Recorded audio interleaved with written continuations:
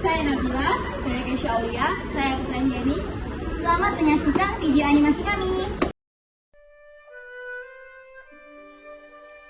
Indonesia terdiri dari berbagai suku, budaya, dan agama. Pada masa penjajahan Belanda, para pemuda Indonesia menyadari bahwa persatuan dan kesatuan adalah kunci untuk meraih kemerdekaan. Lalu, bagaimana cara kita membangun kesadaran nasionalisme seperti para pahlawan kita terdahulu? Pertama, kita bisa memeriahkan hari besar-besar nasional seperti merayakan hari kemerdekaan dengan mengikuti lomba 17-an. Kedua, pengenalan budaya lokal dan nasional sehingga terdorong sikap untuk melestarikan budaya seperti tarian dan alat musik. Ketiga, ini hal utama kita sebagai siswa membangun jiwa nasionalisme seperti ikut serta upacara bendera merah putih di sekolah dan bisa ikut serta mengibarkan sang bendera merah putih. Dahulu, saking tingginya sikap nasionalisme para pahlawan kita terdahulu untuk melawan penjajah, mereka membentuk organisasi pergerakan nasional. Lalu, bagaimana ya perkembangan organisasi tersebut? Perkembangan organisasi pergerakan nasional di Indonesia merupakan bagian penting dari sejarah perjuangan menuju kemerdekaan. Gerakan ini berkembang dalam beberapa fase, mulai dari awal abad ke-20 hingga proklamasi kemerdekaan 1945. Masa awal atau pergerakan awal pada abad ke-20. Salah satu organisasi yang muncul pada masa itu adalah organisasi Budi Utomo yang terbentuk pada 20 Mei 1908. Budi Utomo didirikan oleh para pelajar Stovia yang fokusnya pada pendidikan dan kebudayaan Jawa.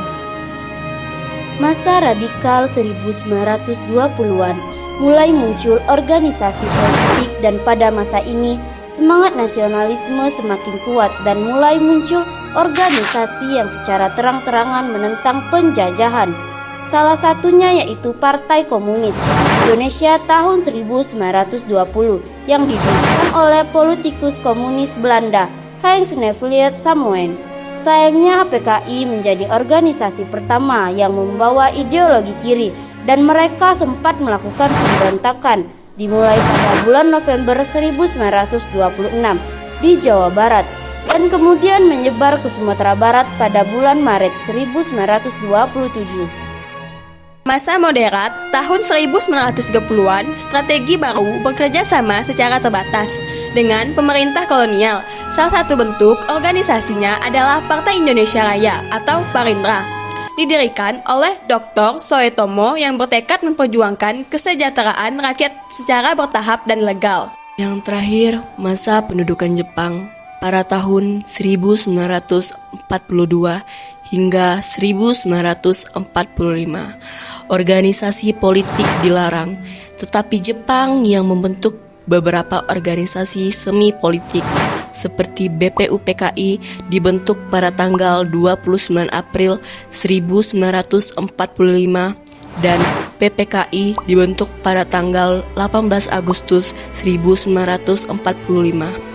Meski awalnya dibentuk Jepang, BPUPKI dan PPKI berperan penting dalam mempersiapkan kemerdekaan Indonesia.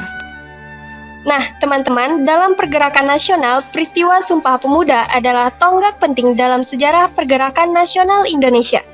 Peristiwa ini menunjukkan semangat persatuan dan kesatuan para pemuda dari berbagai daerah di Nusantara dalam memperjuangkan kemerdekaan. Yuk simak peristiwanya dan dampaknya. Pada tanggal 27 sampai 28 Oktober 1928, para pemuda Indonesia dari berbagai daerah berkumpul di Batavia mengadakan Kongres Pemuda yang kedua. Dalam rapat penutupan Kongres Pemuda II, para pemuda Indonesia mengucapkan ikrar Sumpah Pemuda. Sumpah Pemuda menjadi tonggak dalam sejarah perjuangan bangsa Indonesia karena dampaknya menjadi momentum penyatuan pemuda Indonesia dari berbagai daerah dan latar belakang yang berbeda-beda. Sumpah Pemuda juga menjadi motivasi para pemuda Indonesia untuk berjuang meraih kemerdekaan. Berkat perjuangan pemuda Indonesia, Indonesia akhirnya merdeka pada tanggal 17 Agustus 1945. Sumpah Pemuda adalah pengingat bagi kita semua bahwa persatuan dan kesatuan adalah kunci untuk meraih kemajuan.